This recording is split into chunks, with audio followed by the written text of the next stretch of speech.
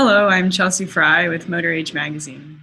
New employees are like moist sponges ready to soak up information and training. I'm here today with Chubby Frederick, the CEO of Automotive Training Institute, to talk about how providing the right environment in your shop is crucial for encouraging your technicians to grow.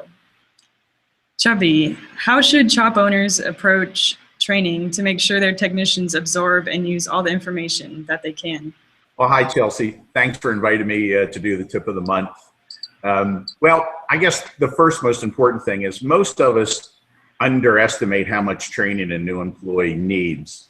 It could be because many times they've already been in that position in another company, and we just assume that our procedures and the other guy's procedures are going to be one and the same. But typically they're not, and that's where a lot of problems begin to occur. So we should spend a bunch of time training and be very specific and be very clear. And we need to have a good start with it. We need to talk about safety. Then we need to talk about the workflow in the shop and how you procure parts. A friend of mine that I grew up with as a service manager in a local shop I take my car to, and he's always complaining, of course he's my age, that they never do enough training. And the new technicians come in and they're all messed up for 2 or 3 weeks and they can't be productive because they really don't understand exactly how the nuances of that particular shop are going to run in their shop. So I think going all the way through, where to park, this is how we do things, this is how we create repair orders. I think all those things are really important because they're willing to learn when they're new.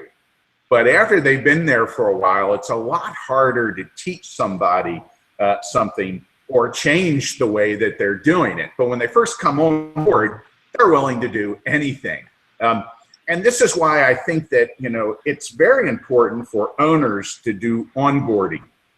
I hired a consultant to come work in my business, and he wanted me to do the first half day of onboard training, which I try to delegate everything away so I don't have to do anything. So I was like, I really don't want to do this. And they said, well, you're the one that's going to teach them the culture and the vision. If you want to be able to leave your shop and have your employees do what you want them to do, then you need to teach them, what your vision and what your culture is. So we created what we call the ATI fundamentals, and we teach it to shop owners. And basically, fundamentals are behaviors. So we teach 24 behaviors that we would like our new employees to behave like, all written out, which seems silly, down to how we want them to dress, to how we want them to act, to how we want them to behave with other employees, and how we want them to treat our customers, so that if they're not willing to do that, or they don't know how to do that, or nobody's ever taught them, then you can find that out, right out of the gate. So a lot of owners don't really want to do the onboarding. They want to have their manager do it or delegate it. But this is something that I think owners should participate in.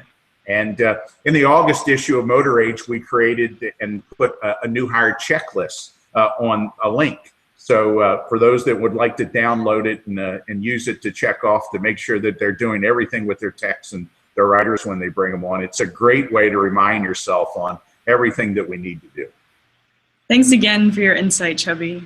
To learn more about this topic, be sure to read Chubby's article at motorage.com/sponge. Thanks, Chubby. Thank you, Chelsea.